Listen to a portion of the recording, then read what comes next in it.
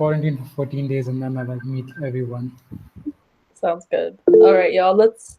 I'll call this meeting to order at 2:33 p.m. And before we get started, thanks, Paige. Before we get started, I'd like to respectfully acknowledge that the SFSS is located on the traditional unceded territories of the Coast Salish peoples, including the Musqueam, Squamish, Tsleil-Waututh, Coquitlam, and Katzie nations. Unceded means that these are territories that have never been handed over, sold, or given up by these nations, and we are currently situated on occupied and stolen territories. And as we tune in from different areas, please make sure that you're recognizing the unceded territories and the unceded lands that you're currently occupying as well. So we can jump into the roll call of attendance. So if you could just give us your name, your pronouns, and your access needs, and then your access needs are going to be anything that we can do to make this meeting more accessible to you, make you more comfortable. So that could be a variety of things. So we can get started. So my name is Asab. My pronouns are she, her, and hers, and all my access needs have been met. I am at home today. I usually come up to campus for board meetings, but so if my internet is a bit bad and I have to turn my camera off, that's probably why. VP External. Hello everyone, my name is Samad Raza. I'm VP External Relations. My pronouns are he, him, his, and all my accessibility needs are met. Thank you. Thank you, Samad. VP Finance.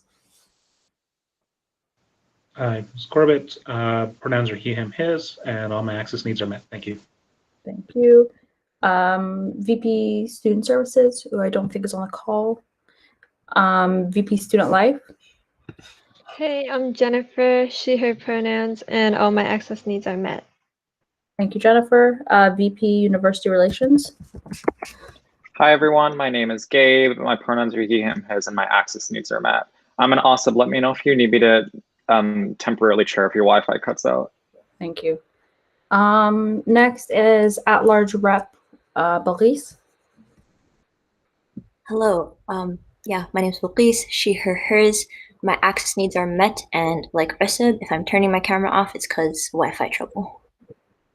Thanks, Balqis. And then our next at-large rep, Poom. Oh, is Poom on the call?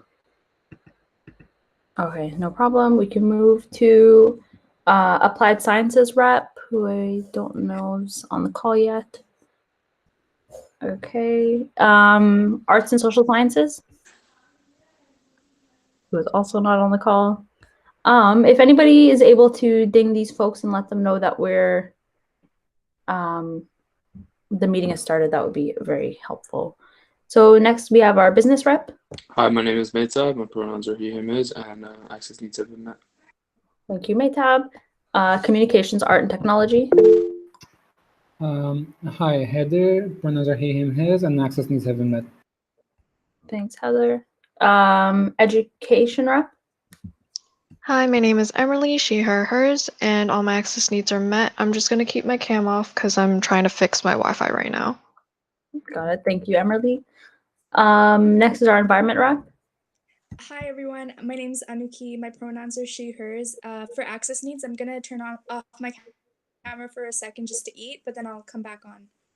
Sounds good. And thank you, Anuki. And I just remembered I did receive an email from Poom. So he did let me know ahead of time that he would be absent for the first hour of the board meeting. So all good there. Next is our health science rep.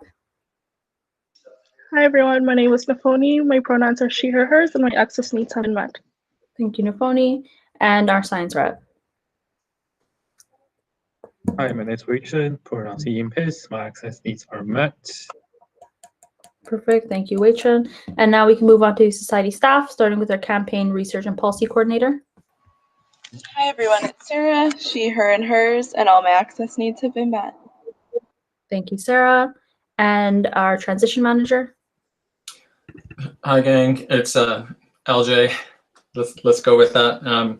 He, him, his, and my access needs have all been met. Thank you, Lauren. And we also have a couple of guests. So we have our peak coordinating news editor, Paige, if you wanted to introduce yourself. Hi everybody, I'm Paige. I'm a news writer with The Peak. My dog is currently right beside my laptop, so if you hear shuffling or stepping, that is him. So I'll probably just keep my mic off for the meeting. Thanks. Oh, and my pronouns are she, her, hers. Thanks. Thanks, Paige. Sorry about that.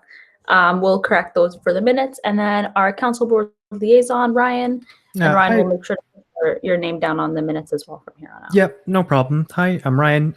He, him, his. You'll have to forgive me for being a little inattentive today. I've been in a bad cycling accident and I should really be in bed. Don't worry, nothing's broken.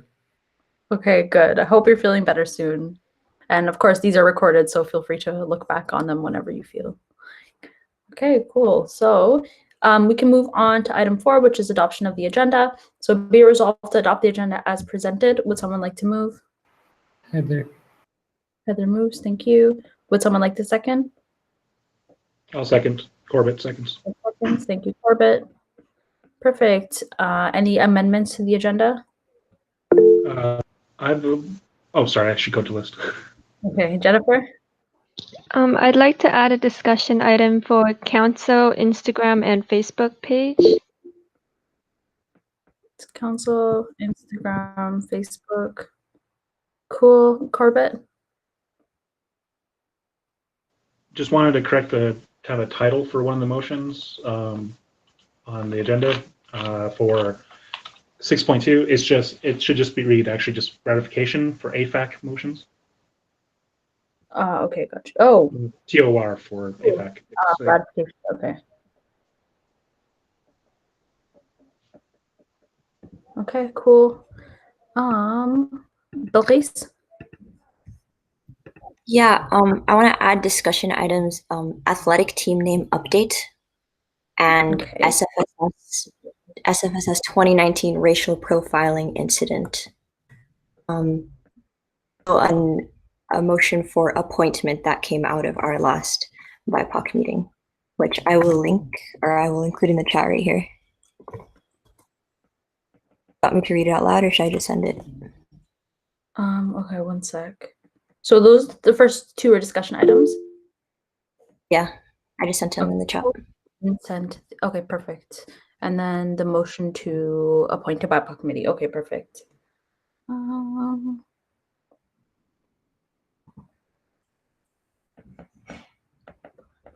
Cool. Any other amendments? All right. Would someone like to second this batch of amendments? I can do it. Thank you, Samad. So Jennifer moved, Samad seconds. Any discussion on all these amendments? Nope. Seeing none, we can put it to a vote. So be resolved to adopt the agenda as amended. All those in favor, seeking unanimous consent, please unmute your mic if you'd like to dissent or abstain. All right, so that is carried. We can move on to item 5. So 5.1, item 5, approval of the minutes. 5.1, committee minutes. Be resolved to receive and file the following minutes from the UAA meeting from June 30th. Would someone like to move? Gabe moves. Thanks, Gabe. Would someone like to second?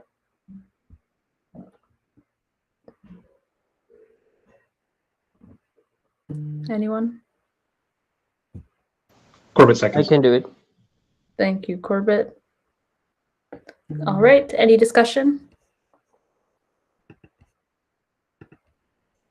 All right, seeing none, we can put it to a vote. All those in favor, seeking unanimous consent, please unmute your mic if you'd like to dissent or abstain. All right, so the motion is carried unanimously. Thank you. So now we can move on to new business. So 6.1, Student Union Building Second Elevator. So whereas in 2014, the Accessibility Fund Advisory Committee approved up to $200,000 from the Accessibility Fund to be spent on a second passenger elevator for the Student Union Building. Whereas the actual cost of the Student Union Building passenger elevators is higher than originally estimated, and it is desirable for the Accessibility Fund to fully fund the second passenger elevator at a cost of $267,848, including tax. Whereas in addition to the $200,000 approved in 2014 through motion AFAC 2014 0730 motion 3, in spring 2020, the Accessibility Fund Committee approved an additional $67,848 through motion AFAC from January 21st. Whereas the Board of Directors was advised of motion AFAC January 21st, motion 3 at its meeting on February 5th, 2020. Whereas it has been deemed to be prudent for the Board of Directors to confirm its agreement with the latest motion, be it resolved that the Board of Directors approve the expenditure of $67,848 from the Accessibility Fund for the purchase of a second passenger elevator for the Student Union building, bringing total funding for the elevator up to $267,848. Be it further resolved that this approval be effective as of January 21st, 2020, and that the funding take place in the 2019-2020 fiscal year. Would someone like to move this motion? Corbett moves. Corbett moves, thank you. And would someone like the second? Gabe, I saw your hand up, so Yeah, Gabe second. I can second. Perfect. All right, cool. Thank you, everyone. And Corbett, you put this motion forward, so would you like to speak to it? Yeah, happy to. So this came up as part of the audit when the auditors were looking through past motions through the year, spending specifically. They noticed that the terms of reference for AFAC, the Accessibility Committee, they did not, the actual terms of reference didn't actually give them full approval to, actually make, to approve spending motions for the fund. Everything had to go towards the board later for actual approval. And this didn't happen for this particular motion. So they recommended that we do this, have to go to the board as per the rules and get it passed. As far as I understand, this money's already been spent, so it's more of a bookkeeping thing. And so that's also why it's going to be put in our books as under 2019-2020 fiscal year spending. So it's primarily just a recommendation from the auditors.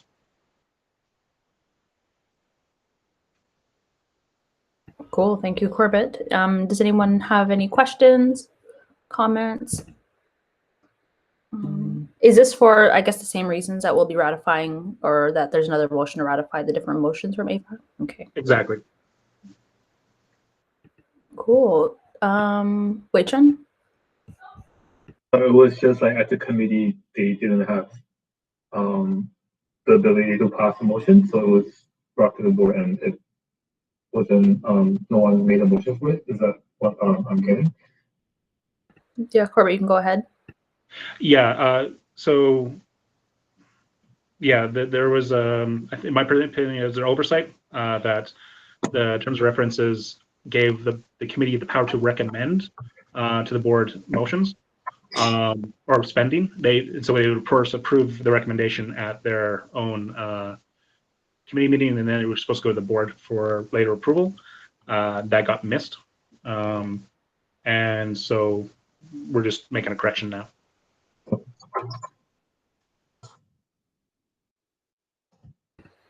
Cool, thank you.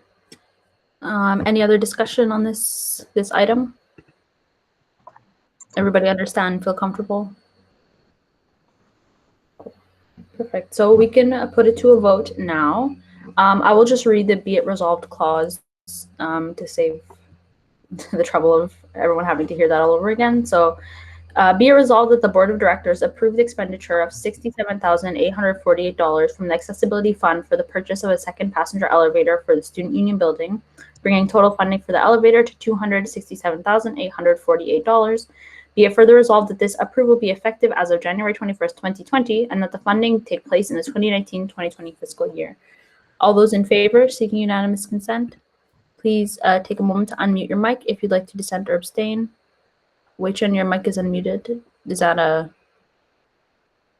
No, sorry, I forgot to unmute. I forgot to mute. Okay, no problem. Okay, cool. So that motion passes unanimously. Thank you, everyone. Cool. So we can move on now to 6.2, ratification for AFAC. Okay, so whereas the terms of reference for the Accessibility Fund Advisory Committee for FY20 only permitted the committee to make recommendations to the board for the approval of grants, Whereas the Accessibility Fund Advisory Committee passed 11 motions approving spending of the Accessibility Fund in, fiscal year 20. I'm assuming that's what it stands for. Yeah, okay, cool. Whereas the motions were not approved by the board in the fiscal year 2019-2020, whereas our auditors recommended that the board ratify these motions, be resolved that the board ratify the following motions. Those are ranging from July 2nd, 2019, all the way through February 25th, 2020. And to my understanding, all of these meeting minutes are also available online. And if you, hopefully everyone took some time to cross-reference what the motions were. So Corbett, you put the motion forward as well, so you can go ahead. So, yeah, I can move it. So yeah, exactly. This was a follow-up. Okay, my bad. I just read it out and then did not ask for mover and seconder. So you move, and then would someone like to second? I can second that also. Thank you. Okay, yes, now go ahead.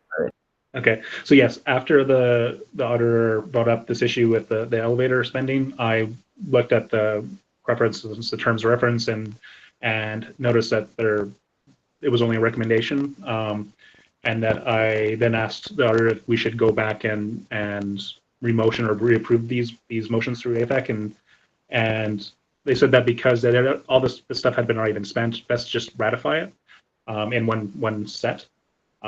Which is what we've done.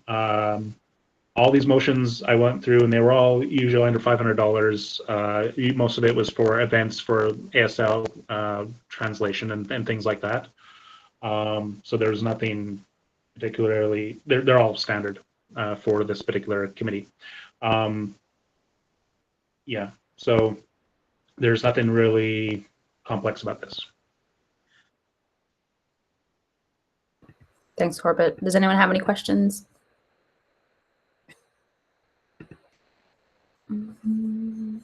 Comments, thoughts? All right, so in that case, we can put it to a vote. So be resolved that the board ratify the following motions from AFAC from July 2nd all the way through February 25th. All those in favor seeking unanimous consent, please unmute your mic if you would like to dissent or abstain from this motion. All right, so that motion is carried unanimously. Thank you, everyone. And now we can move on to the amended motion. All right, let me just open that up so I can read it.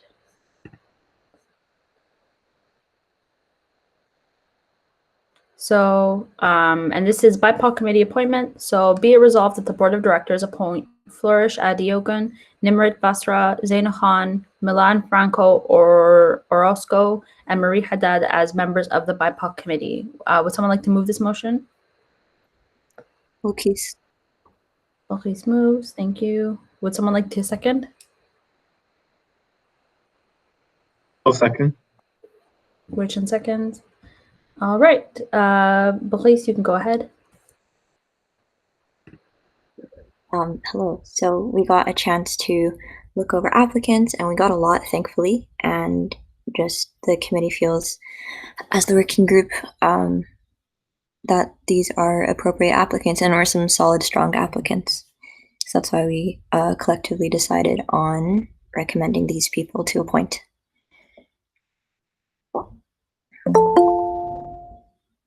Cool, sounds good. Pretty straightforward committee appointments, as we've done many, many times already. Really looking forward to working with these folks on the BIPOC committee. So unless anyone has any questions or comments, we can put it to a vote. All right, so be it resolved that the board of directors appoint Flourish Adiogun, Nimrat Basra, Zaina Khan, Milan Franco Orozco, and Marie Haddad as members of the BIPOC committee. All those in favor seeking unanimous consent, please unmute your mic if you would like to dissent or abstain. All right, seeing none, the motion is carried unanimously. Cool. All right, so we can move on now to item 7, which is notice of motion. So whereas the current amendment to whereas the current language needs to be more clearly laid out, needs to more clearly lay out the practice of accessibility fund approvals made to include grant proposals and other accessibility related expenditure. Be it resolved to amend Standing Order 8, Accessibility Advisory Committee 8.7 to read, make decisions and give approval to accessibility-related expenses, including but not limited to capital expenses, technological aids, students and or student group accessibility-related grant requests, and other accessibility-related projects. So would someone like to move this notice? I'll move it. Corbett moves. Cool. And would someone like the second? I can second. Cool. All right. Before we get into this, I'm not fully familiar with the process for notice of motions. I do have my Robert's Rule book here. I probably should have referenced this earlier, but does this have to be voted on as well? No, not at this meeting. Okay, so this is Just giving notice for, yeah. Okay. Cool. But it does have to be moved and seconded? No, it doesn't. It's just a verbal or written notice. Yeah. Okay, got it. In that case, thanks for moving and seconding anyways, but I guess not necessary. Yeah, I guess that's pretty self-explanatory. Amending the Accessibility Advisory Committee part in the policies to give them essentially the authority to make decisions and give approval to expenses. Corbett, was there anything that you wanted to add to that? Yeah, it's just when we made we passed our policies in June on the June 12th meeting where we did the governance restructuring. There was changes to the the changes to the terms of reference for the Accessibility Advisory Committee did include allowing for them to have control over capital expenditures, but it didn't. On the second reading through, we realized afterwards that it didn't specifically mention things like grants. And so we just wanted more clarity on that language, so it'd be easier for us and future committee members on board to understand the purpose of that committee. So just for clarifying language, really. Cool. Does anybody have any questions, comments, concerns? Oh, Lawrence, yeah. Yeah, just quickly, this is I haven't been in all the accessibility meetings, but over the years, there have been real kind of boondoggles that this motion seeks to address, where accessibility committee has wanted and needed to do something, but because the language wasn't there, we were having to invent process or find workarounds that weren't very elegant. So this is really this sounds like it's really going to smooth all that. Cool, thank you, Lawrence. Does anyone else have anything, questions, comments, concerns? And of course, this will be voted on and discussed further. So Corbett, if you want to say something. Yeah, it was just what you're saying. Like, this is just a notice. Our new process for updating our policies is to give to make a notice announcement first at a board meeting, and send this out to our membership and to get feedback, and then make a motion, vote on the motion at the following board meeting in 2 weeks. Cool. So everybody can look out for that at the coming meeting. So I think in that case, we can move on to discussion items. The first of which is UPass for the fall semester. So I will let Samad take that one on, and he has been the key individual on the board working on UPass members. Okay, so we had a meeting with GSS and Steve from SFU. So they have, and SFU has indicated that they are willing to go for opt-out option, where they can create some kind of segmentation and opt the student out as they go, like non-Metro Vancouver students. But the thing is, everything is still in the negotiation, and Jack from TransLink is creating like a proposal for Schedule A changes, which Schedule A changes will come from PSI side, so they can make proposed changes as such, like, okay, how many students they would like to opt out, and what kind of segment they want to introduce for opt-out categories. One is very obvious one, which is a non-Metro Vancouver one, and that everyone is agreeing on that, yeah, we should opt them out, but the percentage is still in discussion. as many of them indicated, like UBC indicated, they might have like over 35%, and SFU indicated that they might have 15% of a student not living in Metro Vancouver. So till we get any kind of indication from TransLink that this is what they are willing to make changes in Schedule A and propose it to PSI, and then PSI can see if it works with their system, but they will need endorsement from student leadership to go along with that, because even though they might be agreeing to something, we want to make sure our membership is okay with that too. So it's going to be, we only have 1 week left technically to make that decision, but it seems like we haven't reached anywhere at this point, like reached any kind of exact conclusion. So I would like to just propose that since our survey shows that it's 50-50 basically, 51%, 51.5% yes votes. I won't count that as very much of a strong side of it, just 50-50.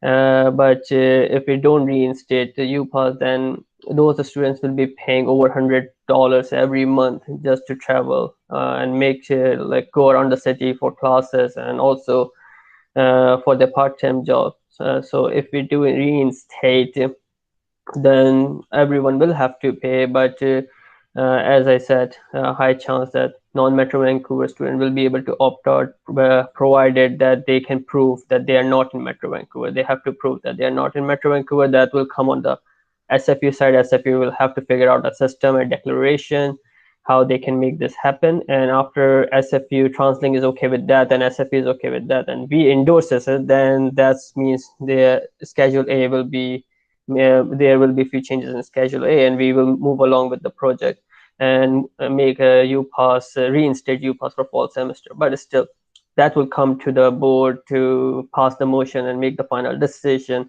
as we are moving along with it or not. So I'm hoping that by the end of next week, we can pass a motion via email, since we do not have any kind of meeting, board meeting for this month anymore after this one. So before we actually go for the email motion, I would still like to have like every single board member's opinion on what they want to see, like are they willing, are they going towards reinstating, or they are not going towards or they want to keep the suspension. So if I have that kind of general understanding, then I can work better with SFU and TransLink and also UAC. So if Madam President allows it, then I would like to do a kind of round table and just have everyone's feel. Thanks, Abad. Yes, and thank you for clarifying, for covering some of that. And of course, thank you for the work that you've been putting in trying to advocate and get some better outcomes for us. I know that TransLink has been very hesitant to budge on anything, so I know it must be quite frustrating. But I apologize if you already covered this, but if we need to make a decision and that time comes before the next board meeting, what I'm thinking we could potentially do is pass the motion digitally via email. That would require unanimous consent from everyone, and then we could report that at the next board meeting. And then right now I was just checking our policies to see again if and Corbett or Gabe, correct me if I'm wrong, but the exec still retains the ability to pass a motion if it's too time sensitive, if there's not time to address it at the next board meeting. So we have a couple of options, but I think right now it's we need to get a feel for how all the board members feel, so that moving forward we can just either pass it or exec, or just pass it as a unanimous motion via email. Or not pass it, however you guys feel. So yeah, I think it would be good to do just a round table on thoughts, comments, concerns. One thing, sorry, Madam President, I would like to just mention one more thing, because I forgot. We were in the meeting, you and I, with the GSS, and they again heavily focused on reinstating UPass, because a lot of their members are actually wanting UPass, and they've been getting subsidies from SFU to actually reimburse their members right now. And for fall semester, they do not have any kind of plan. So as I said, it's very time sensitive right now. Even though I have asked Jack from TransLink to actually give us some kind of deadline if we can actually pass the motion in our August board meeting. But then again, if the Schedule A and PSIs and TransLink do not reach an agreement on what kind of segment they are creating in Schedule A, then it's going to delay things. And then going into September, the student might not have UPass for first 2 week. And then if we reinstate UPass by then we will have to figure out the way to actually reimburse amount for that month, because like 4250 is for the whole month, and if they cannot use it for first week or first 2 weeks, then that amount should be reimbursed. Then we're going to run into more problems in that sense. So even though if I would recommend, even though if we might have more time to make that decision, come to the board, it would be really great to actually make a decision in time before the end of this month, so that we don't run into more problems or going back and forward. And then going in September, we might have more problems. So just get it done this next week, so we can have exactly know that like, yeah, UPass is happening or not, because right now all of the students are on edge as well, and we have been receiving emails and surveys and personal messages as well. So that would be also, let's just go around table.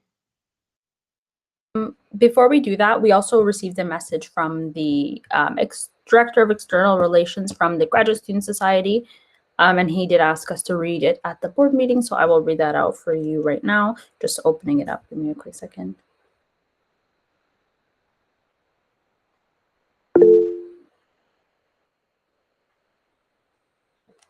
Okay, perfect. So, to the SFSS Board of Directors, I am today urging you to support the restoration of the UPass program for the coming fall semester. At this stage in negotiations with TransLink, it appears that the SFU student societies once again face an all-or-nothing choice with regards to the UPass.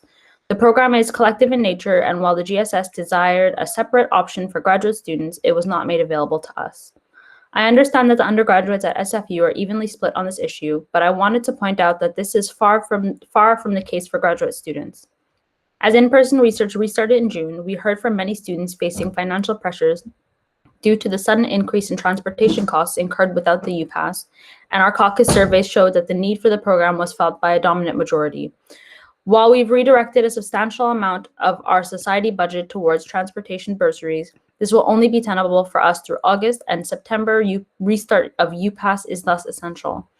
Unfortunately, not everyone will be happy with bringing the UPass back, but the asymmetry in financial impact is clear. UPass saves over $500 a semester compared to buying 3 zone monthly passes and $350 for 2 zone passes. Not bringing back the program will save some money for a minority of all SFU students, but at a cost majority even more. One final note, TransLink and the BC government may be open to increasing the usual exemption limit to take into account students who will not be in Metro Vancouver for their studies this fall. This is something that the SFSS and GSS have shared interest in, and we would be happy to work with you in the coming weeks to have the exemption policy adjusted. And this is from Matt McDonald, Director of External Relations at the Graduate Student Society. So yes, just wanted to thank you, Simon, for reminding me. Matt did ask to go over this. That he was unable to actually attend our meeting. We did extend that invite to him, but I just wanted to say, while recognizing that the SFSS are priorities undergraduate students, the GSS and graduate students are also members of our community. And even if we are just thinking about undergraduates, the as he called it, the asymmetry and financial impact would remain the same, because if we've got a lot of folks who still need transportation, them losing about $500 a month on a $500 a semester on a 3-zone pass versus students who don't need it losing $166 with the option of still using it if they do need, it doesn't really balance out. So yeah, folks, please list yourselves. We should have a thorough discussion on this, because this is going to be have a pretty big impact on people. And if not, we can just do a round table and I can call on folks. But let's see, has anybody listed themselves? It doesn't seem like it. Oh, Jennifer? Oh, nice. Okay, Jennifer, you can go first. Yeah, I just want to say that I'm in favor of reinstating the UPass, because I remember we had some sort of discussion. Some board members weren't there, I think, but also you did bring up that overall students who need the UPass, and we had the UPass, they would save a lot more money than if we didn't have the UPass and students had to pay for transport on their own. I also am in a lot of Discord servers, and I look in there sometimes, and I've seen some messages where people are saying, oh, like my friend has a job and they need the UPass. So I would be willing to pay like $50 a month to help my friend. And it seemed like a lot of people were kind of willing to pay if they were able to. And I think we also looked at the possibility of having some sort of reimbursement process for people who could not pay for the UPass if we chose to reinstate it. So I would be in favor of reinstating the UPass. Thank you, Jennifer. Next is Emily.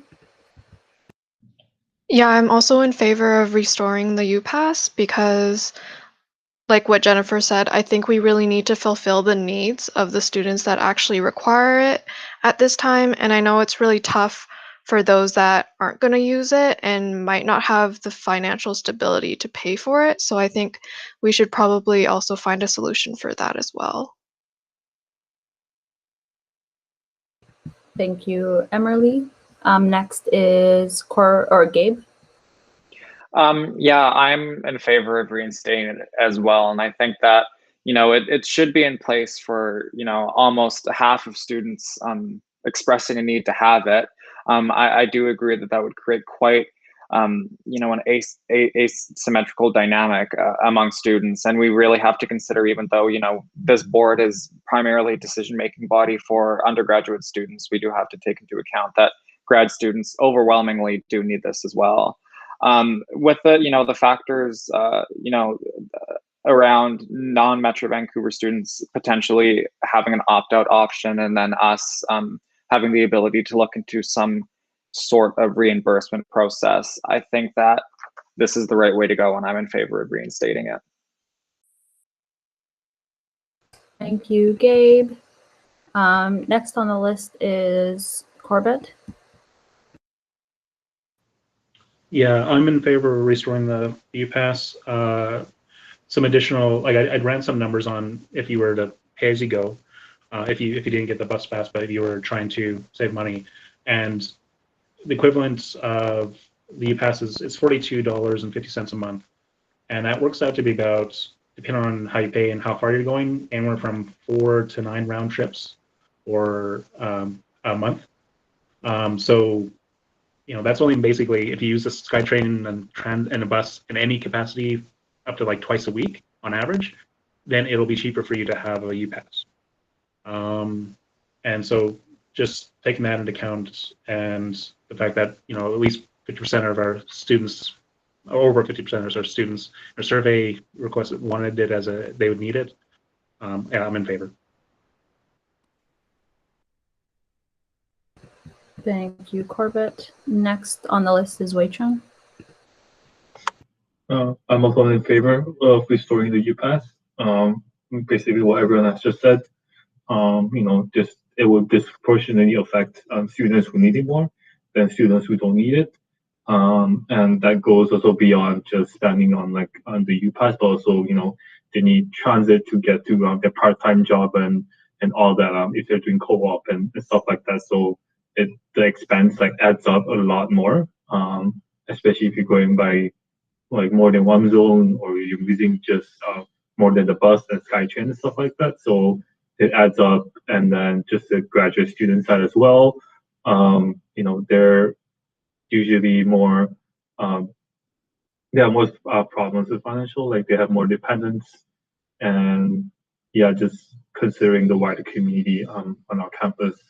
And also just, the UPass is a kind of a all or nothing thing. So other campuses as well for students. And yeah.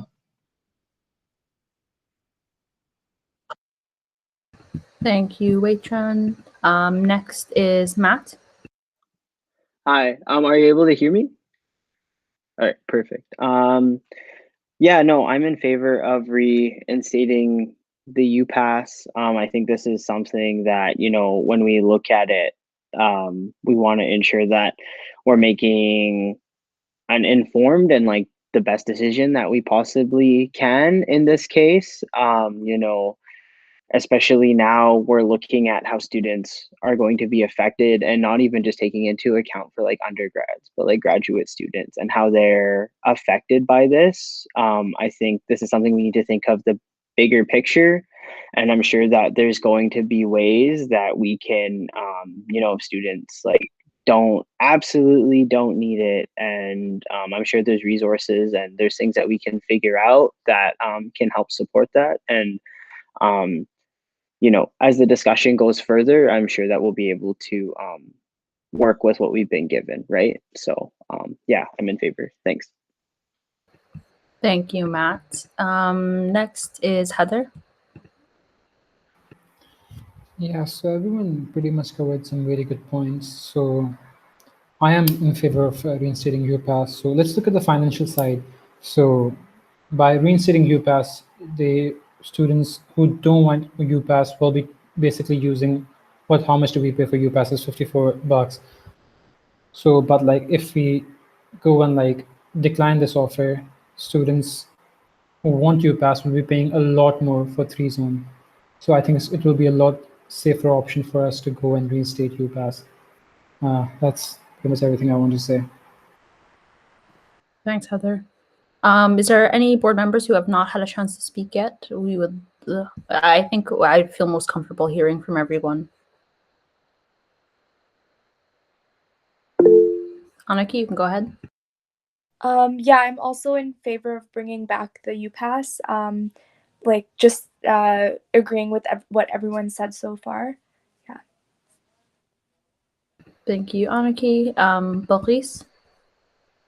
Yeah, I'm also in favor. I know Corbett brought up some good points about how it's workable and affordable for everyone involved. And yeah, there are people who definitely do rely on transit. I know our survey results show a huge portion of the school needs it or does want it back, but we also know that people do genuinely depend on it for groceries, for work, other essential travel. And yeah, we just need to always consider marginalized folks who would be also most disproportionately impacted without it. Thanks, Balkis. Is there anyone else who hasn't said anything who would like to weigh in? All right, so Sabad, I hope that kind of helps answer your question on how the board stands on the issue. If there are any more moving pieces on TransLinks, we'll definitely make sure to inform the students. If there's anything that we can get out of TransLink and the students' benefit, that would be great as well, but we'll definitely make sure to update folks. Yes, as we move forward next week, if I receive any kind of update, I'll sure send it to your board's way. And then if anything changes, of course, we can call. If Madam Chair feels it's appropriate, we can call a special meeting to discuss that and pass the motion on that. If not, then we will pass the motion via email if everyone is okay with that. Thank you. Perfect. So folks, are we comfortable with moving on? Yeah, okay, cool. So next piece is in-person events during COVID-19. I believe Poom put this one on, but he's not going to be here until 3:30. So I think we can probably move to 8.3 and then revisit that one if everyone's okay with that. Yeah, okay, cool. So next one is events committee update. That one was shared by Jennifer. Jennifer, you can go ahead. Yeah, so I just linked something in the chat. That's my report for council. But if you scroll down to events committee update, it basically has everything I'm going to talk about. So first is the financial literacy workshop post-event report. I'll link it in the chat. So that document is the post-event report. Huge thanks to Gabe and Corbett for helping out with this event. You can read more about how it went, but overall, I think students were pretty engaged. They asked some really great questions. So I would say that the event was a success. And at the last events committee meeting, we passed a motion for a $100 honorarium for a photography workshop instructor. You can find the briefing note I just linked it in the chat. And basically, I'm hoping to host some portrait photography workshops in August. So it would be split up into two. One would be taking photos and the other would be editing photos. And we're thinking of capping it to 30 people because the instructor is more comfortable teaching a small class. Then we also have our annual plan. The deadline was today at noon for everyone to submit their event ideas. So this is going to be passed at the next events committee meeting, which is next Friday. And then after that, it'll go to board. So some events that we have started and are in the progress of doing are Mental Health Mondays giveaway, which is a gift card giveaway we do every month on the event's Instagram. Please follow it if you haven't already. It's at SFSS_events. Currently, there's an esports anime club and SFSS events games night collaboration. And that's still ongoing in the SFU anime Discord, I believe. I already talked about the photography workshops, and we're hoping to host an ice cream making digital workshop. I reached out to some ice cream places to see if they'd be interested in teaching. At the next events committee meeting, I'm also hoping to pass money on Jackbox games. So if we ever want to host a game night, we have the games available to play. And we're also hoping to do a speed friending event sometime soon, but that's going to be a bigger project. For events that we've completed, we did the gift card giveaway for July, and we picked a winner, and that went pretty smoothly. Wednesday, we had the Peak Frequency Instagram Live concert, which I would say went pretty well. My friend told me that she was only going to stay for one song, but the performer was so good, she ended up staying for like multiple songs. And I already talked about the financial literacy workshops. So that's all for my update. Cool, thank you, Jennifer. The Corbett says the financial literacy videos are online, the YouTube channel for SFSS, so that's great. If students who aren't able to actively participate will be able to check those out. I got to tune in a little bit for the peak frequency event, and I thought it was really great as well. Any discussion? No. Thanks, Jennifer, for coming with the update. I think it's quite helpful, and I hope this is something that other committees can try and take on as well. Come to the board with the regular updates, because it does kind of help to get the message out there that, you know, these cool events are coming up. A lot of them have happened already, but students still have the opportunity to participate in the ones that are on their way. Cool. Anyone have anything to add? All right. Would folks like to take a little bit of a break before we get into the rest of our items? Yeah. Well, I mean, we're pretty good for time today, so how about 10 minutes and we can meet back here at 3:30? Sound good? All right. See you guys in 10.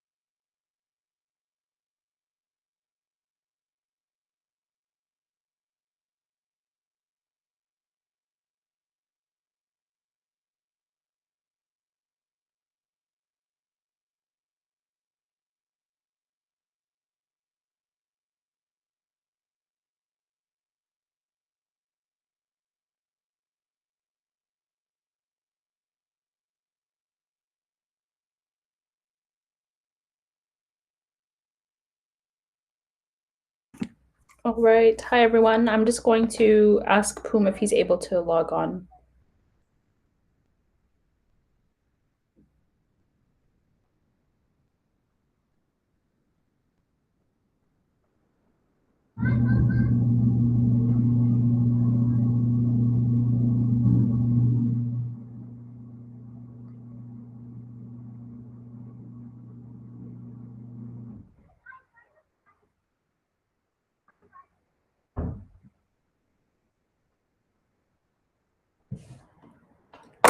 Okay. So the last of the discussion items, or we do have other discussion items, so I think we can move on to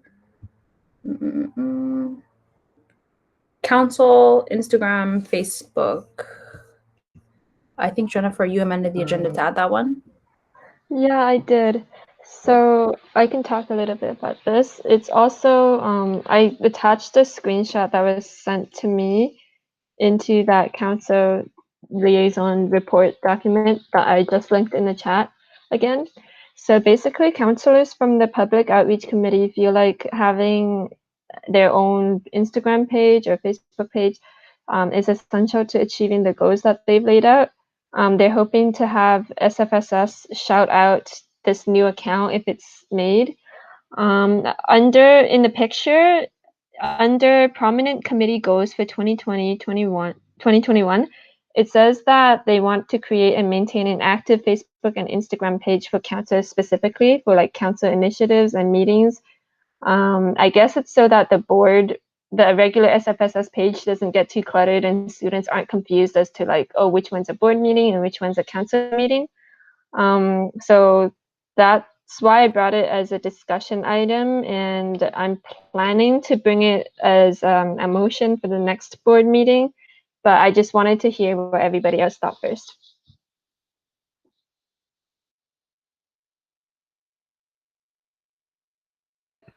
Thanks. Oh, Gabe, yes, you can go ahead. I think it's a wonderful idea. I mean, I even like when I was on council before I was on the board, this is something that I really wanted to happen, and we kind of discussed, but it never really got done. So I think that now that council has the public outreach committee up and running and they're asking for this, I think why not to kind of get council as a separate entity of the board within the SFSS to kind of give them a more they are more outward facing online. So yeah, absolutely. Thanks, Gabe. Corbett? Yeah, I'm pretty much in favor. I just want to recommend that they're coordinating with our communications departments and doing stuff to get support, so they're not feeling they have to do everything on their own, and to help them so we can coordinate on growing the channel, because I wouldn't want another social media channel that gets created and then no one sees, basically. Thanks, Corbett. Anarchy? I also think it's a great idea. Yeah, I don't see why not. Like, it'll be another great way of bringing them some exposure to students. And I agree with Corbett. Just through my own experience, it's a good idea to have like either a social media team or even communicating with our communications person. Just because sometimes it can get really overwhelming. But yeah, I agree. Thank you, Anarchy. Does anybody else have any thoughts on the issue?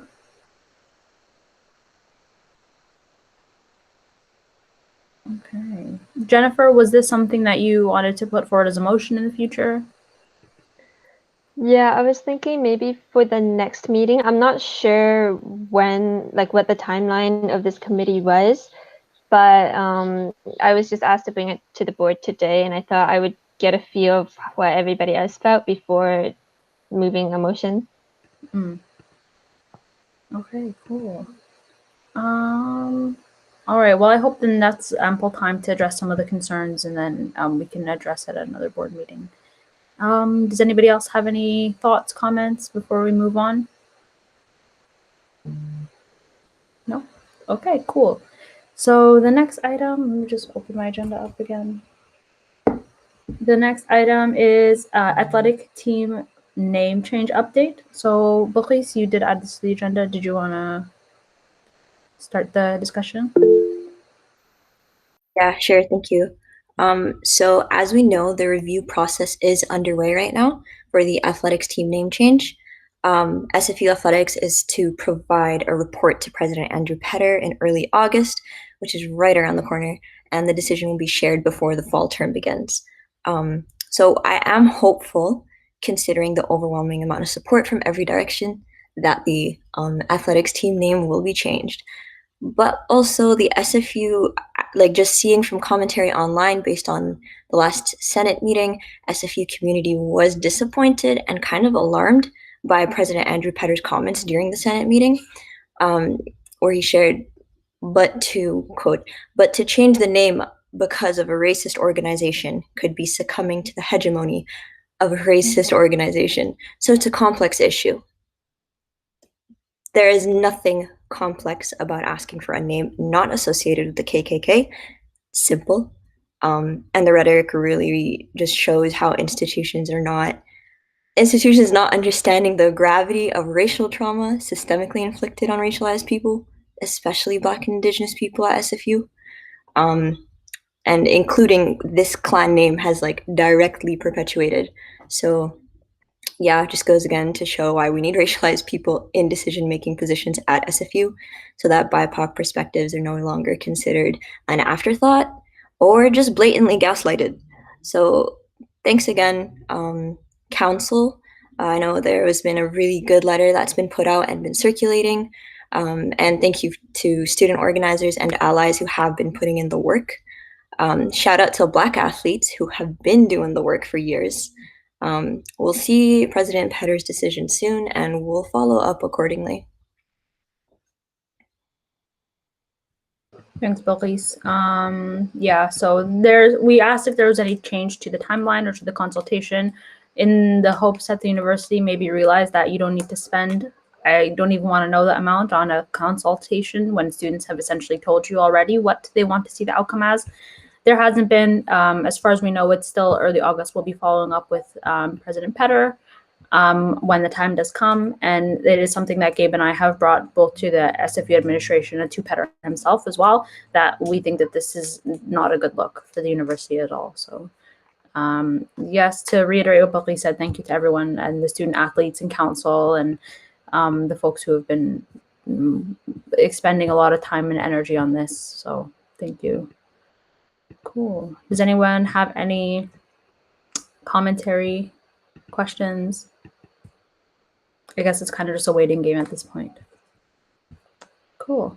All right. So in that case, we can move on to the next discussion item, which is SFSS 2019 racial profiling incident. Belize, did you want to speak to that one?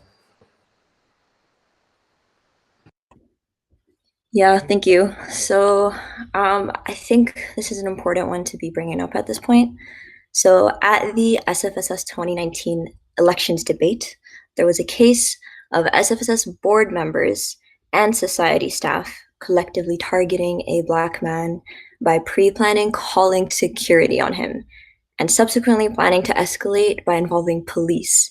During the debate, the alum was not endangering himself or others, nor was he ever banned from campus for any reason.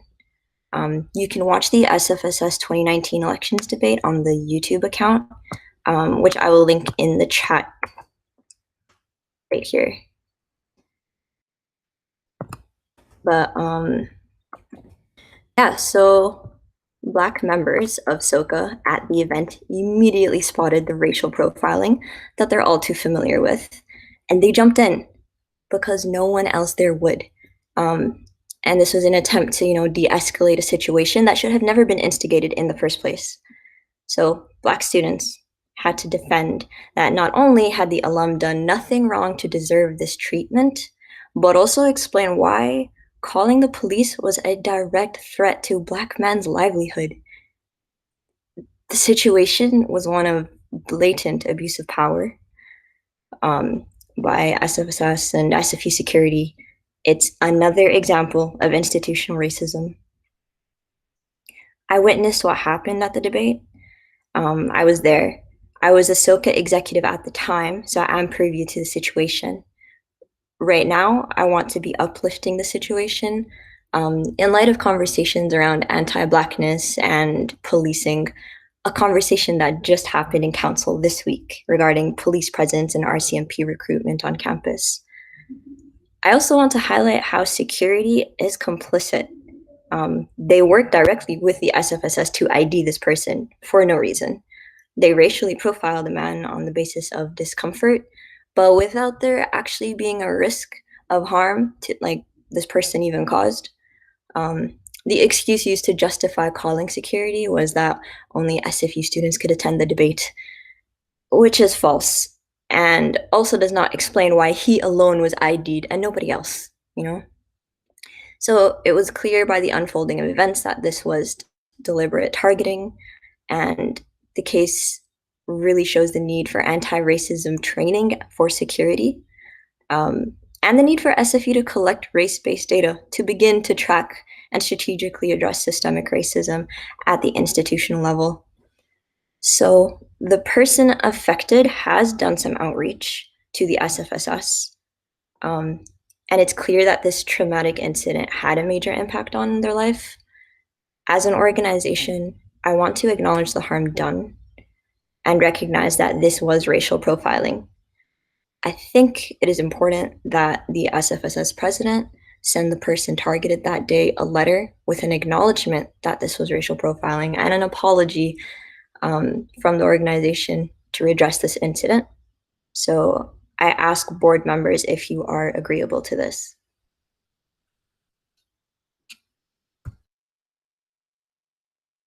Thank you, Balqis. And I can say I'm agreeable to it, and I'm agreeable to sending a letter and doing any follow-up with the individual that is warranted, because it obviously wasn't appropriately handled, and it wasn't a situation that was appropriate to get in to begin with. I was at the debates as well. There was nothing going on that would have warranted security or police, or even like somebody came up and wanted to ask a question, just like other alumni have done, just like other staff members and non-students have done. This was a very targeted incident and incredibly inappropriate, and I'm just very, very shameful. And whatever we can do to rectify the situation, I think we should be doing. Does anyone have any comments or questions? Gabe? Let Corbett go first because my phone's ringing. Yeah, Corbett, you can go ahead. Yeah, yeah. Like I know the individual, known the person for a number of years in different roles, and I remember hearing about the incident at the debate, and yeah, and as I mentioned in the comments, like the rationale that only students can ask questions is not accurate. I myself, as an alumni, asked questions at past multiple debates for multiple years, and what happened was just wrong. So yeah, I'm in favor of Balki's recommendations. Thanks, Corbett. Gabe, are you good? Yeah, I'm good. Sorry, my landline was just ringing and I can't turn that off. I didn't want it to make any noise. I was not at that debate, and this is the first I'm hearing of it, but it's honestly pretty horrifying to hear that this happened within our own organization and this institution. And I think that at a bare minimum, yes, we need to send a letter out acknowledging and apologizing for this situation, but there is more we can do, I think, to make sure that in the future, that security gets, bias training so that this racial profiling doesn't happen in the future ever again, because it's wrong. We can't let this slide. We can't continue to let this slide. Thank you, Gabe. Folks, or Wei-Chun is next. Wei-Chun, you can go ahead. Yeah, I'm in favor of this. Sending a formal apology. That was really hard to hear, and for that person to go through that, it's really horrible, and to know that it was intentional to call the cops even though he had done nothing wrong. And someone also brought up the discussion at a council recently about our just talking to career services about banning RCMP presence, and there was questions and a little debate, and it is true that the board could inform the council better on with a report of why we're doing it, but also to acknowledge that we can't keep dismissing the lived experience of especially Black and Indigenous people with relations to policing. We cannot keep asking questions of where is the data, where is the proof, do you have this and that, because this is a known thing. It's in the current political climate where everything is out there with all the Black Lives Matter movement happening, we can't keep questioning these kind of things. We know it's there, we know it exists, we know Black and Indigenous people are targeted in this situation, in this policing. So yeah, I wasn't there for the full thing, but I heard a few questions, and it was really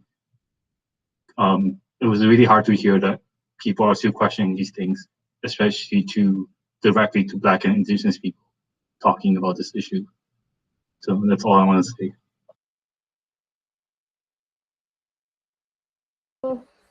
Next is Jennifer. Yeah, so what I wanted to say has mostly already been said, but I guess I just had some questions. Thank you, Buckies, for bringing this up. I know you mentioned some action items, like asking SFU to collect race-based data, having training for security, and even sending a letter to the individual affected. I was wondering if there's anything SFSS specifically can do to ensure that this doesn't happen in the future, like hosting anti-racism workshops, or what were your ideas?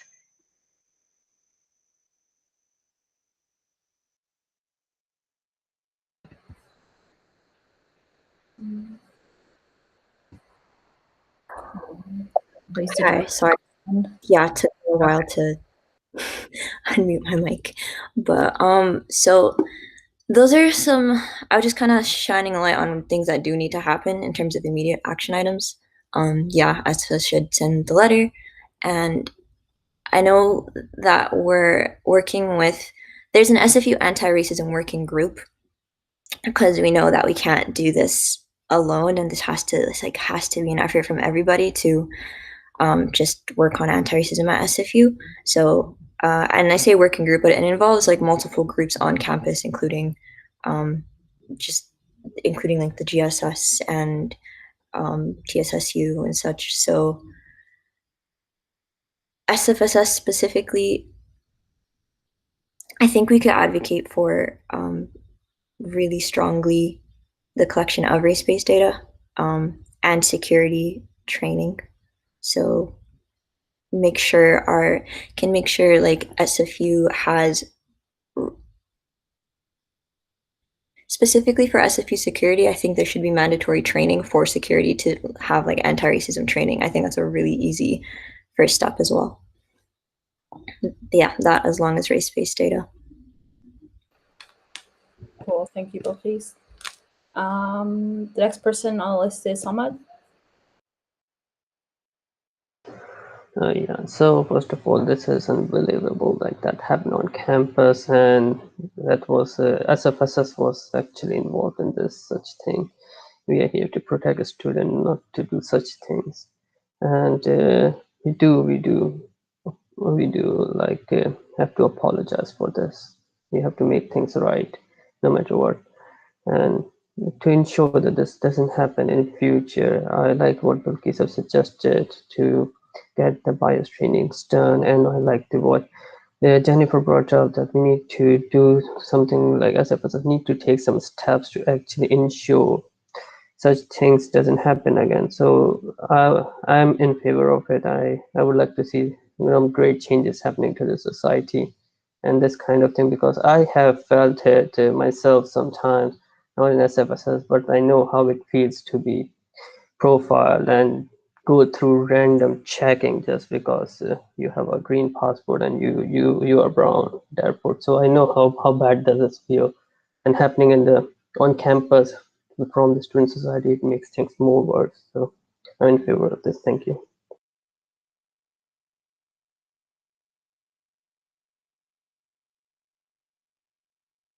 Also, you're muted. Sorry, I was just saying next on the list is Matt. Okay. Can everyone hear me? All right, perfect. Thank you, Balkis, for bringing this up here, especially, I think it's important to recognize how important it is to, have these discussions here, and how we're able to, make sure that this work is done in a good way. I just want to say that this isn't just one isolated incident. This has been ongoing, especially I think this addresses more of the issue around security on campus. This isn't the only time that individuals have been profiled, especially on campus. There's been a lot of, even just for Black and Indigenous people on campus, this has been ongoing for a long time, especially with campus security. I've seen it, from the FNSA, just speaking on behalf of my own experience and just trying to make this and address the concern that it's real that Black and Indigenous and people of color do not feel safe on campus with security. And I think that's something that needs to be talked about. And this is something that we need to have more of a discussion on. And if, there's always going to, it's uncomfortable. It's an uncomfortable conversation, but until that's your lived experience and that's something that happens to you, especially when you're at an institution that, you're there paying your tuition and making sure that you have a good experience and you're gaining this education, you're making friends. Well, that doesn't really mean much if, you don't feel safe there. We're in these positions because we have our own lived experience and we bring it to a point where we can, hopefully make it better for other students, that this doesn't happen to them in the future, and that we can work towards making things more accessible, making things more inclusive, making sure that, they're there's exactly what they need is cultural sensitivity training, de-escalation training so that this doesn't happen. There was a couple semesters ago, an Indigenous student just wasn't having a good day, and security was called and they were watching them from a distance and following them around when that shouldn't have even happened. There's been instances in the FNSA where students are smudging outside practicing their culture and they go inside the FNSA, and we've had security banging on our door and walking in in the FNSA, and this has been going on for years, and now we have the opportunity to talk about it. Well, this is our experience at school where we're supposed to be safe and it's not safe, and this needs to be addressed. And it starts with, making sure that security and the university knows that people of color on this campus are not safe and we haven't been safe. And if this is where the conversation starts and this is where it goes, we're going to keep addressing it until something changes, because this shouldn't have happened and this shouldn't be happening. So thank you, Balkis, and I'm sorry that, that this even happened, that you even had to witness that. That's so unfair, especially where you go to school, where you learn and where you want to build those positive relationships. This isn't the place for that. And I hope that, we can do work in a better way. And with the anti-racism group and with the BIPOC committee, I'm glad that we're able to do work on those committees so that we can make that change here. and this is where it starts. And we need to keep having these conversations, and we need to, amplify those voices for the people who are most affected. Because if we don't, then we're just complicit, or we're being complacent to the problem that's happening. So thank you. And that's all I have to say. Thanks, Matt. I think the next person is Heather. Yeah, thank you, Cookies, for raising such an important issue. So for campus security, I think it's Paladin Security that is an SFU, and they get their training from some, I think, private institution. I haven't done much research from somewhere in Surrey, and I don't know, like, it's not Paladin anymore. Like, I don't know what training they go through. But like I'm pretty sure they don't have some anti-racism training or something. Yeah, God word. But like I would very much agree with what Samad said. We're not comfortable, as I said as well. When I got sick last December, and like my friends were telling me to call campus security and 911, I was like, that's the last thing I want to do. And so we have to apologize to the person who got involved in this, but we have to think long term, and to make sure this doesn't happen as well, we have to get in touch with things that maybe, and like try to include like anti-racism procedure in the training as well. So yeah. Thank you, Heather. Next person is Balqis. So you're right, Heather, we should be like looking long term. And I think I just got to sit on what Jennifer was asking, what can SFSS do specifically? I will take this back to BIPOC, but some things I could think of right now are things, just how we're talking about anti-racism training for SFU people, but also within our own staff and board. I think that would be important to include that even in job descriptions, and have regular workshops, anti-oppression, anti-racism workshops within that, as well as also list that we have like experience with anti-racism work as something formally in the job descriptions. I know this is something like that president and the transition manager, LJ, could work on, and we're are having these conversations, and also encourage the union, QP, to also have conversations about this too, especially considering collective bargaining is coming up. I think this is just a really good opportune moment for that. And in general, I think we should definitely be formalizing the inclusion of BIPOC within our policies and processes. So this includes formalizing relations between constituency groups and the SFSS, having those direct points of contact and regular consultations, and having overall just working towards decolonizing. Not saying I know exactly what that looks like, but I know there's something to address systemic racism. We need to work systemically. So definitely including stuff within processes formally. So yeah, that's all I could think of. Thanks, that was a good question, Jennifer. And I'll be taking it back to BIPOC committee along with Matt, and we'll try to have that conversation, and we'll let the board know. Cool. Thank you, Balqis. Thank you, everyone. I think in the short term, it seems that the board is comfortable with us going ahead and working on that letter of apology and some formal acknowledgement, essentially. Does that sound all right with everyone? Yeah? Okay, cool. So we can get started on that. So it sounds like some action items on our end. So shall we move on to the next discussion item? Or I guess move back to 8.2, in-person events during COVID-19. Thanks, Poom, for joining us. I know you gave us a heads up that you would be joining at 3:30, so no worries. But we did leave this one in case that you had something in particular that you wanted to say about it. Sure. So I'll just make this really quick. This was brought up at Member Services Committee. the member service coordinators want the board's official stance on hosting in-person events in the fall semester during COVID-19. The committee, before wanting to make an official statement, we thought to ask the board first, because currently what the member services coordinators stance is on hosting in-person events is we don't want to host in-person events right now, mostly because we want people to socially distance.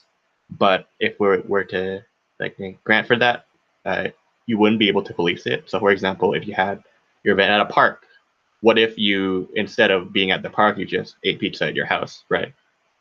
So, but before making that statement, I want to ask the board first. So yeah, what does the board think?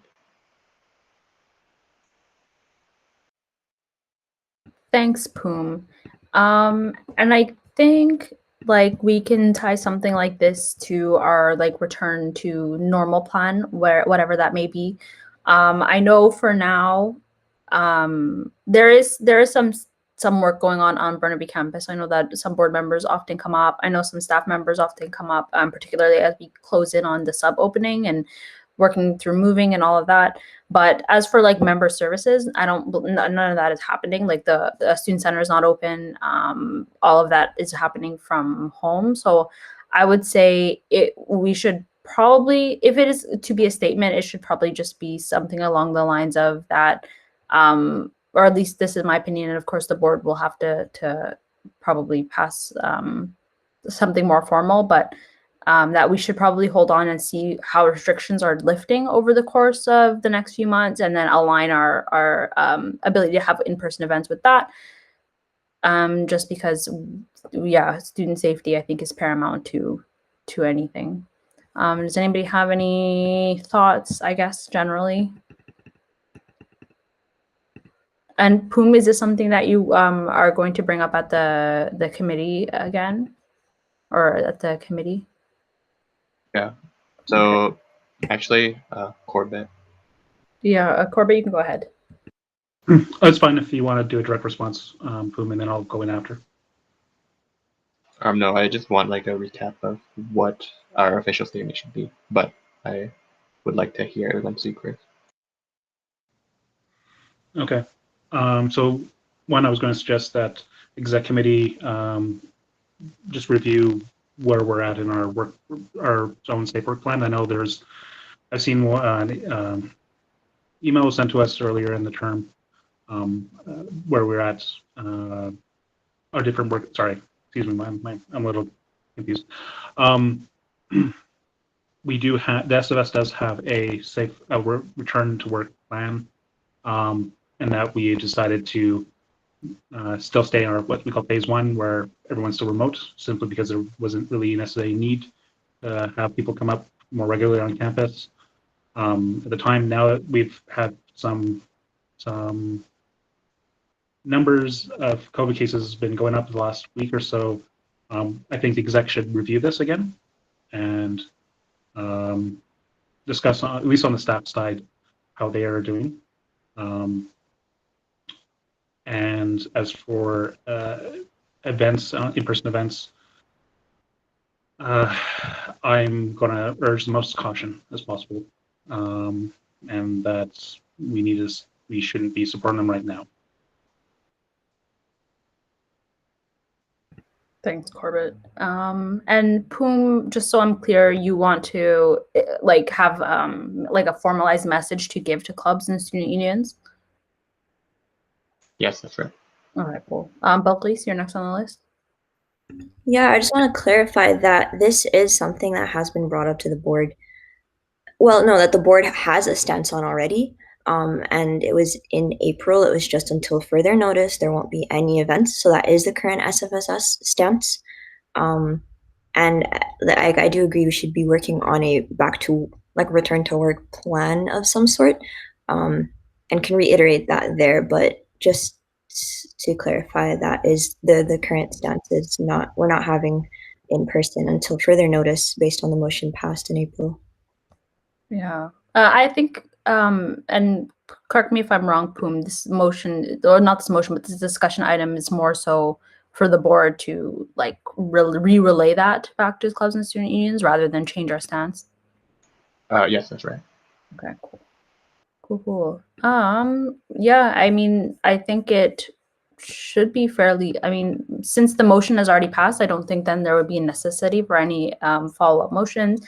Poom, if that's something that you, through the member service committee, want to work on, like a messaging or even just like something that we can put up on the website or on Facebook or send through the newsletters that we do send out as well, I think that would work. Folks, does anyone have? Oh, Lawrence, you can go ahead.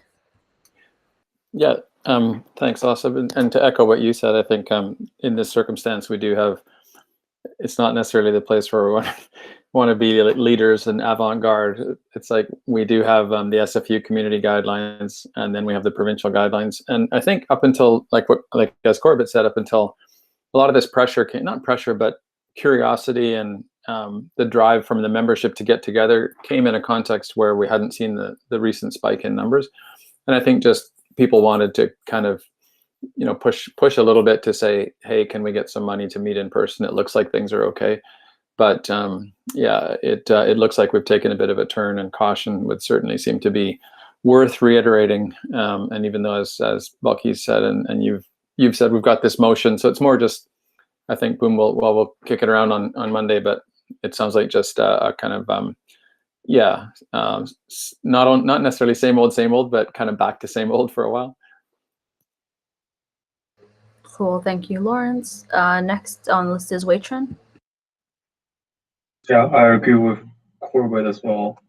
There has been a recent spike in COVID cases, and you know, there's news reporting as well, like people gathering on beaches, not social distancing, not wearing masks. So we should not be promoting and encouraging in-person events. Just to, you know, reiterate that we're still in a pandemic and it's still ongoing. Just because it's better doesn't mean it's over. So.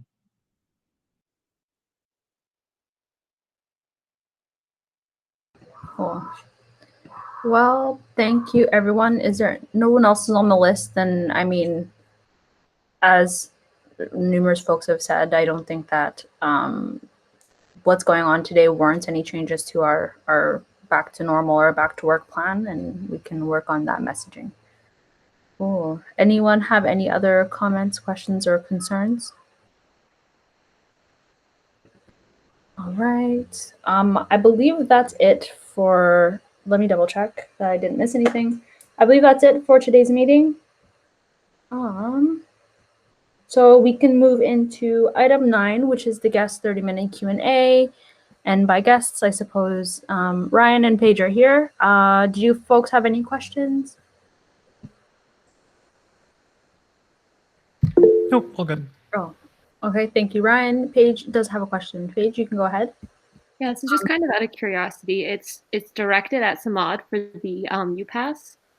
So you mentioned that the survey was kind of a half and half, 50-50 result. Was this including the possible exemption for those outside of Metro Vancouver, or was that kind of introduced later? So in the survey, it just asks about like how many students living in Metro Vancouver and how many living outside, and then how many of things people think that we should lift the suspension and how many things we don't. So yes and no votes on the side of lifting the suspension. Lifting the suspension is 51.5% and keeping it suspended at 48.5%. But that 48.5% also includes 13% of the no votes from the people who are not in Metro Vancouver. So at that time, we didn't have any kind of confirmation from TransLink to actually say that we will be like exempting those people. That's why we didn't include any kind of information stating that non-Metro Vancouver students will be exempted. As of now, we are getting indications that it is possible to make this happen, but right now still nothing has been confirmed. So I would like to just restate that nothing has been confirmed, but possibility exists now. And PSIs and TransLink is working on making changes to Schedule A. Schedule A is basically will allow to make some kind of category which will start exempting students. So one possible category is exam students who are not living in Metro Vancouver. We will have to see what TransLink says next week and what SFU says in regards to that. After that, if our union feels, our society feels it's appropriate and it will help our students out, then we will endorse that and pass the motion on it. And sorry, Madam President, I spoke without the permission. All good. The question was directed to you. Paige, did you have any follow-up? Okay, perfect. Sounds good. Thank you. And of course, Paige, Ryan, any students who are interested, feel free to follow up with us if you do have any questions, and also check out our, feel free to attend our board meetings as well. And we do record all of our board meetings, and we'll be posting those for students to see. So that will be a good avenue as well. So I think we can move on to item 10, which is adjournment. So be resolved to adjourn this meeting at 4:11 p.m. Would someone like to move? I can move it. One moves. Would someone like to second? Matt. Thank you, Matt. Matt second. Any discussion? Seeing none, we can put it to a vote. So all those in favor of adjourning the meeting at 4:11, seeking unanimous consent, please unmute your mic if you'd like to dissent or abstain. All right, seeing none, the motion is carried. The meeting is adjourned, and I will see, I guess, this big group 2 weeks from now. So thanks, everyone.